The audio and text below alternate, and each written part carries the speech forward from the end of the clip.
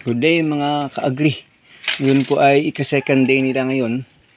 Ang pinanganak ating kambing na sabay lumabas. Buhay na buhay. Masyadong malakas. Mga ka-agri. Problema po talaga. Nauna yung nagsabay silang lumabas eh. Ano ba yung... Buto nga mo dyan. Sige na mo bunga. Dalawang ulo. Pangkon. Jaja. Una gaya. Paano na ito din masanda? Jaja isabi pag ano na israja. Sumabay silang lumabas eh. Paano yan? Paglabas na mamaya yan. Patay rin yung isa niyan. Sabay po silang lumabas o mga kambing. Oh, yan pa oh. Sabay yung dalawang ulo oh. Wow! Yung problema, yan. Buta. Miniya lang ah. Ang nandiyan Dili betul nga ang ulo. Ang babaw. Babaw. Nan. Sabay eh. Ayan. Matirin? Ay. Isa pa dali betul nga isa. Yung pala nga kanina pa, hindi makalabas itong isa kasi sumabay sila. Libe, bunabe. Dahil ang tawat yun dyan sa kundi. Bunabi para mabuhi pa dyan. Patay lang lubang sa dyan. Bunabe. Turon. Salamat Lord, dalawa. So ngayong araw po ay gusto natin kayong i-update tungkol dito sa dalawa na ito. Nabigyan na po natin ng kumpay yung nanay nila. Kanila isang piling na saging. Kaya nga almost nabusog siya ng konti sa saging na ano natin, dinala natin sa kanya. Ngayong araw po ay gusto ko lang i-share sa inyo yung magiging pangalan nito. Kasi dinag-demand yung aking misis. Tinanong ko kung anong gusto niyang pangalan dito na walang iba kundi si Prince at Princess. Si Prince at Princess, yan yung gusto talaga. Yung lalaki ay Prince, yung babae ay Princess. Pero gusto ko lang ipakita sa inyo yung mga pinagkakaiba ng dalawang ito. Hi Princess! Itong si Princess po, ang nakita ko po sa itsura niya, mayroon siyang triangle na eyebrow. Yan po. Triangle yung eyebrow, kabilaan. Pero mas malaki po dito sa left. Sandali. Sa kaliwa muna. Yan, sa kaliwa po. Yung kaliwa, mayroon siyang triangle na mayroon siyang triangle na eyebrow.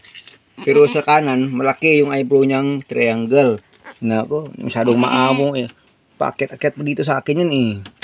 Yan po, mayroon siyang dalawang eyebrow na triangle. Isang malaki at isang maliit. Oh, grabe, inapakan. Yung ito namang si Prince, nako. Mayroon siyang, ipapakita ko sa inyo, sa left ng eyebrow, mayroon po siyang Nike dyan. Nasadali, Nike na white. Mayroon siyang Nike. Yan po, may Nike siyang white. Yun yung pinagkakaiba nilang dalawa.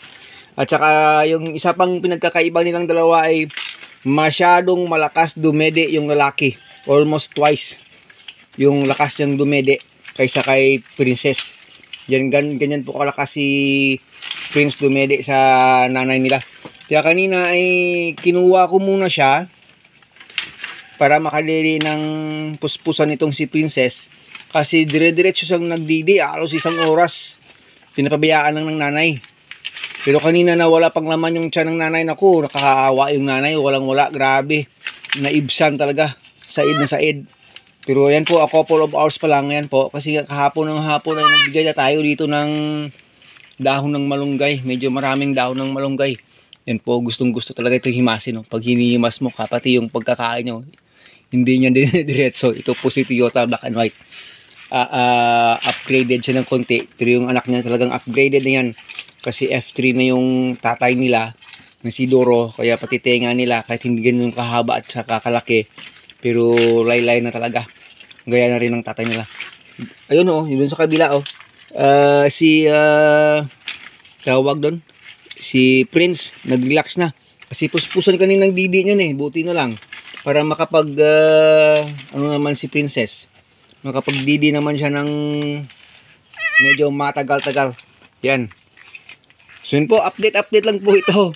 Kasi po, naipakita na natin sa inyo lately kung paano po ito sila nakalabas. Na akala ko ay maaring isa o dalawa sa kanila ay mamamatay or pati yung nanay ay mamamatay pag hindi po nakuha sa loob ng tiyan niya kasi nga mapipison po yan. At ngayong araw po nakita ko po itong si Princess, yan pa, marunong na magtago dito sa ilalim pag malamig yung panahon. Marunong na kasi dati itong kulungan to dito ni El Pogi, pero sila na yung pumalit dito kasi kailangan nila ng mas magandang area. O ayan o. Relax na siya o. Sobrang busog na yan. Halos 1 oras didian niya. Non-stop ito. Kaya sabi ko pag naubos tong kay nanay nila, nako, ano na lang mangyari. Magpo-foster milk na naman tayo. Pag yun ang nangyari mga ka-agree. Sandali. So ayan po. Parang 80% ng busog yung nanay. Hindi niya naubos itong kumpay dito. At ito. Pero kakain pa yan. Bibigyan ko pa yan mamaya ng kumpay. Habang yung si ano dyan, nagre-relax na. Wag mong yung ating cellphone. Habang yung si Prince, tulog na si Prince oh. At saka yung si Princess nandiyan na yan sa loob. Yan na po. Yan dyan. Ayan. Tulog rin. Gusto talaga matulog dito sa loob. Ayan. Dito yan sa ilalim. Sa kuweba niya. Ganda po ng pagka-posisyon niya dyan. Oh. Yan oh. Yan yung buhay nila. Prince at Princess. Buhay prinsesa at buhay prinsipe sila ngayong araw. Sana po makakapag-survive talaga sila sa hamon ng panahon. Kasi medyo okay na ngayon. Sana nga naman. Kagabi nga umulan ng malakas dito. At saka naging maginaw yung panahon. Sabi ko baka tinamaan na sila ng pneumonia na naman. At saka mag-bye-bye na naman tayo. Salamat lang hindi. Nakatago sila sa dito sa ilalim.